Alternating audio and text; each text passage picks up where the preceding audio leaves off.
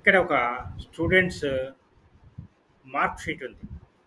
ఆ మార్క్ షీట్‌లో name, subject wise marks, total marks, percentages ఉన్నాయి. ఈ టోటల్ మార్క్స్ దగ్గర ఇక్కడ ఈ ఫార్ములా ఉపయోగించారు అన్నిట్లలో కూడా.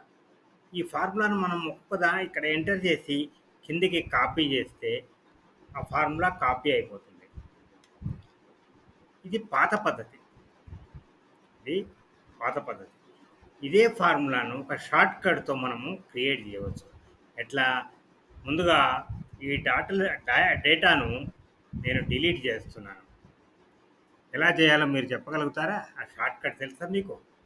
ఆ షార్ట్ కట్ ఏంటంటే, ఈ మనకు టోటల్స్ కావాల్సిన ఈ రేంజ్‌ని మనం సెలెక్ట్ చేసుకొని alt plus equal to sign చేయండి.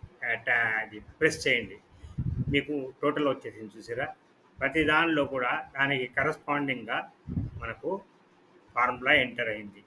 ఒక్కొక్క దానిలో ఫార్ములా ఎంటర్ చేసి కాపీ చేసే కంటే ఈ షార్ట్ కట్ పద్ధతితోని ఈజీగా మనము టోటల్స్ క్యాలిక్యులేట్ చేయవచ్చు.